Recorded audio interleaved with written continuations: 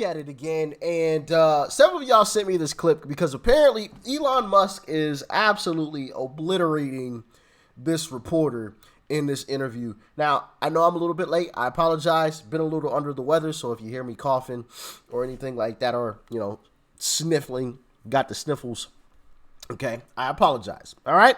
Anyway, like, share, comment, hit that subscribe button if you're new, and let's dive in. Free speech is meaningless unless you allow people you don't like to say things you don't like. Otherwise, it's irrelevant. And if at the point at which you lose free speech, it doesn't come back. I think the issue some people have is that a lot of people were brought back. I mean, some people were brought back who were previously banned for spreading things like QAnon conspiracies. You have people like Andrew Tate who were brought back, who were previously banned for things like hate speech. Do you think you prioritize freedom of speech over misinformation and hate speech? Oh my God. Oh my goodness. Misinformation. First off, I think this whole thing with misinformation is a bunch of BS. And I'll explain why. Basically, what these, whoever, these elitists or whatever are telling us is that we're too stupid to decide what is right and what is wrong for ourselves. So they have to be in charge and tell us this is what's right. Remember I told you guys, be careful when they start coming out and saying, we want to keep you safe. Because that's now become like the code for we want to take more control. You guys remember videos I've said that. It's the same situation. We want to keep you safe, so we're not going to allow certain people to speak and say certain things because we deem it as unsafe. So we're going to police this whole situation, and if you guys say something that we don't agree with or we don't like, we'll label it as misinformation. Now, that's just my humble opinion on it. Y'all can let me know how y'all feel. Maybe I'm wrong. Maybe I'm a total idiot and some bumbling fool who's, a tinfoil hat conspiracy theorist. And then as far as the hate speech goes, who defines hate speech? I mean, you could say the same thing with misinformation. Like, who defines hate speech? And where is the line for hate speech? And who gets to claim that it's hate speech? Can anybody and everybody claim it, or can only people from the left claim, hey, this is hate speech? Could somebody from the right say, hey, I'm offended by this, and things actually change, or are they actually ignored? What happens if two people are offended at the same time? What if I say something that offends somebody else, and I'm offended because they were offended by it? Then, who wins? What happens? Do I just get ignored, or does that person get ignored, or do we just let bygones be bygones and we can go and get the hell on? What happens in that situation? I think we all know.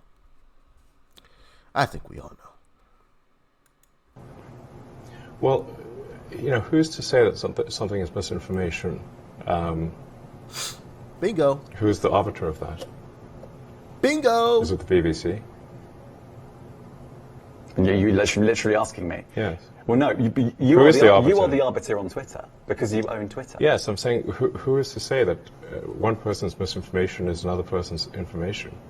The point at which you say that there is this is misinformation, who is going to decide that? You accept that misinformation can be dangerous, that it can cause real-world harms, that it can potentially cause... Yeah, so the point I'm trying to make is that the BBC itself... That's always been the case. If you take dumb advice... Okay, like when somebody's being sarcastic and says something idiotic, and if you actually go for it, well, sucks to suck. I don't know what to say. Like, if somebody says, "Hey, yo, it's a great idea to jump off a bridge," and you go jump off a bridge, I just at a certain point, we have to take self accountability. I can't even talk. Sheesh, goodness gracious. We have to take accountability for our own actions. We live in a society where everybody wants to point the finger at everybody else. Oh, it's their fault. It's their fault I'm not where I'm at. Oh, it's their fault I did what I did. Oh, it's their fault. It's their fault. No, it's yours. You committed the action, so it is your fault and yours alone. I don't care what they told you. I don't care what they said. I don't care how many times they repeated to jump off the bridge. You did that yourself. They didn't throw you off of it. But that's just how I feel about it. But, you know, like I always say, maybe I'm wrong. That's definitely a possibility. These are just my opinions, okay? So y'all let me know how you feeling in the comment section. Has at times published things that are false. The BBC itself has at times published things that are false. Do you agree that that has occurred? I'm quite sure the BBC have said things before that turn out to not be true. Right. In its, whatever it is, 100-year history, I'm quite sure. Yes. Even if you aspire to be accurate, there are times when you will not be.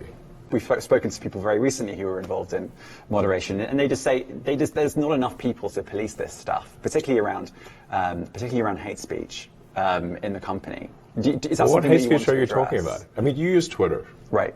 Do you see a rise in hate speech? I mean, But just a personal anecdote. Like, what do you? I don't. Personally, my for you, I would see I get more of that kind of content. Yeah, personally, but I'm not going to talk to the rest of for the rest of Twitter. So you see more hate speech personally. I would say I would see more hateful content in that.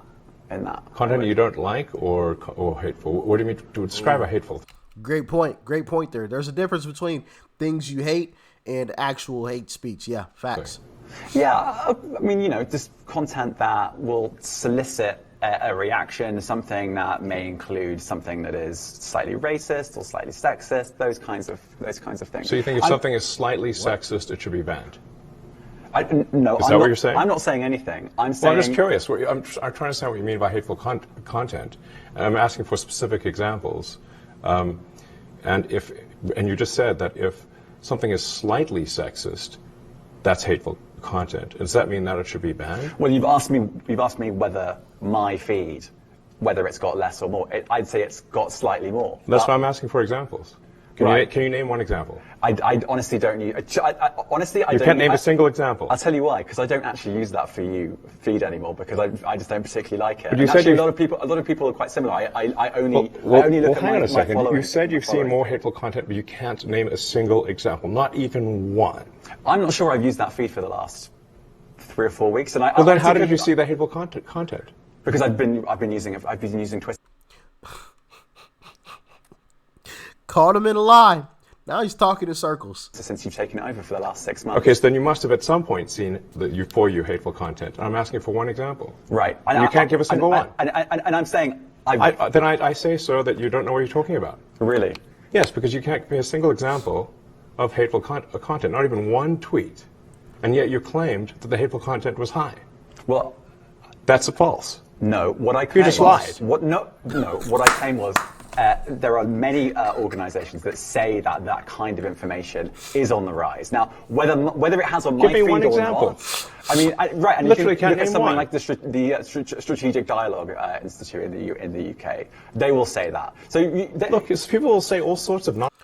Look, he's trying to point the fingers at it. Oh, well, see, these organizations all said that, so I get to repeat it. I can't give you an example, though. Really? That's where we are.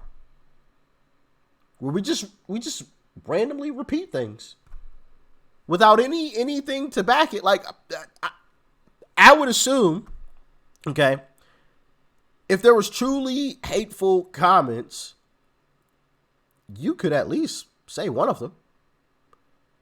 I don't get very many hateful comments or DMs, but I could tell you one of them. I don't pay too much attention to them. And like I said, I don't get very many of them, but I can still tell you one of them, at least one. Okay? And it's not even on Twitter. Goodness gracious.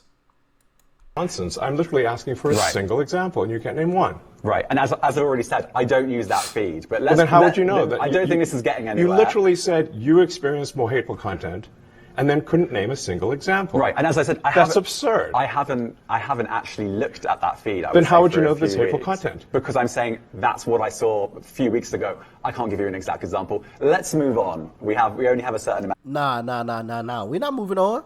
We caught you in a lie. Yeah. Yes, sir. When the facts come out, y'all know they run. He's running away. He's running away from the question. Of time. Wow. COVID misinformation. You changed Amazing. You changed the COVID misinformation Has rules. BBC changed its COVID misinformation? The BBC does not set the rules on Twitter, so I'm asking you. No, I'm talking about the BBC's misinformation about COVID. I'm literally asking you about, you changed the labels, the COVID misinformation labels. There used to be a policy, it then disappeared. Why do that?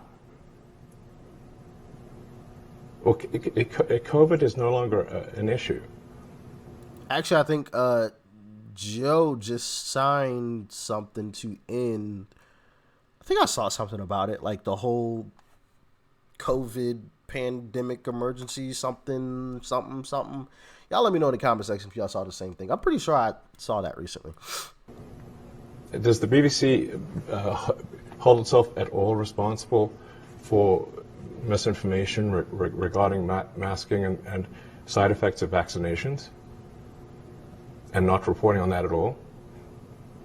And what about the fact that the BBC was put under pressure by the British government to change its editorial policy? Are you aware of that? This is not an interview about the BBC. Oh, you thought it wasn't, buddy.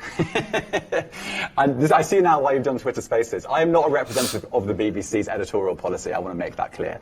Let's talk about something else. You want to talk about the interviewing you BBC? too. All right, let's talk about something else. You weren't Quite interesting. I see why y'all sent me that clip. I mean, my goodness. Talk about when the facts come out, they run. Sheesh. I need to just put a picture of that interview of them two sitting across from each other on a t-shirt. I mean, it'd be perfect. That's all you need. When the facts come out, they run. And then this image right there. Bam. Ask one question. Don't get the answer that you want. Get a question, regarding you or the company you work for. Oh, well, next question.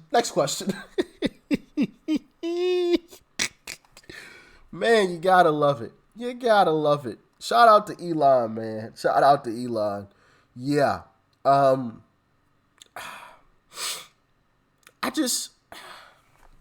The way that I see it, free speech is free speech. You're free to say whatever you want to. In person, on the internet, whatever. And I think that people as a whole would police things. For example, and I'll use myself as an example, so I'm not throwing anybody into the fire. So if I'm on Twitter, right, and Twitter is 100% free speech, you can say whatever you want to about anything, okay? I mean, literally anything, whatever, whenever, all right? And someone started calling me the N-word with the hard R, on Twitter, repeatedly. I would assume people would step in and be like, yo, chill out. That's super disrespectful. Why are you saying such things? Instead of, the government or, these social media site owners or whatever saying, what, we're going to police hate speech. I think any type of true hate speech, in my humble opinion, would be policed by the people that use it. I would assume so, but that's just my humble opinion. And second, another thing is, if you can't handle the heat, stay out of the kitchen. Stay out of the kitchen. All right? If you can't play with the big dogs, go play intramurals, brother. Go play intramurals.